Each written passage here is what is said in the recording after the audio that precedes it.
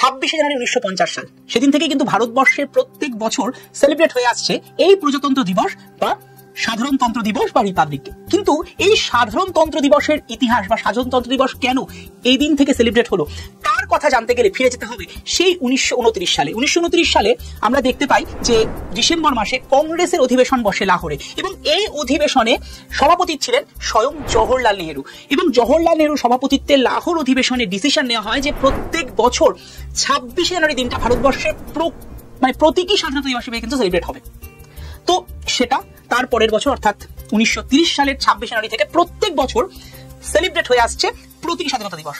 প্রায় 17-18 বছর ধরে সেলিব্রেট হতে পেরেছিল, কারণ আমরা জানি যে 47 সালে ভারতবর্ষ কিন্তু প্রকৃত স্বাধীন হয় 47 সালের 15ই আগস্ট।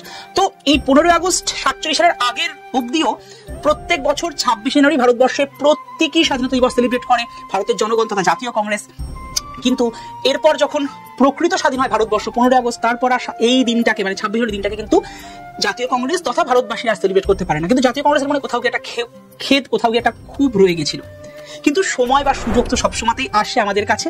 তো জাতীয় কংগ্রেস এরকম একটা সুযোগ পেল 1949 সালে, যখন কিনা দেখা গেল 1949 সালে 26 নভেম্বর আমাদের সংবিধান রচনা কমপ্লিটেড।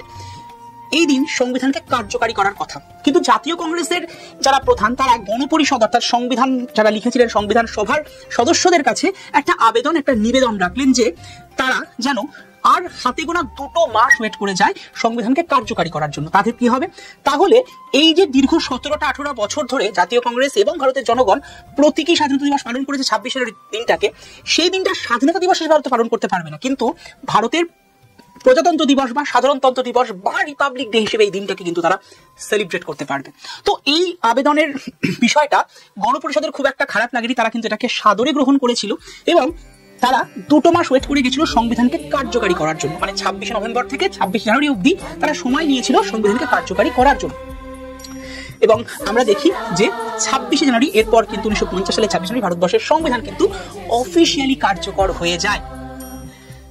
কিন্তু এই দিন আরো একটা গুরুত্ব আছে, সেটা হচ্ছে এই 26 জানুয়ারির দিন থেকেই ভারতবর্ষের যিনি অফিসিয়াল হেড অর্থাৎ রাষ্ট্রপতি বা প্রেসিডেন্ট তিনি কিন্তু তার পদ অলঙ্কৃত করেন এবং ভারতবর্ষের প্রথম রাষ্ট্রপতি ছিলেন ডক্টর রাজেন্দ্র প্রসাদ। তোমাদের জন্য একটা খুব গুরুত্বপূর্ণ প্রশ্ন দেওয়া থাকলো, প্রত্যেকে কমেন্ট বক্সে করে রেখো। সেই প্রশ্নটা হচ্ছে যে এই বছর 2025 সালে আমরা কততম সাধারণতন্ত্র দিবস পালন করতে চলেছি? প্রত্যেকের আনসার আমরা চাই এই কমেন্ট বক্সে দিয়ে রেখো।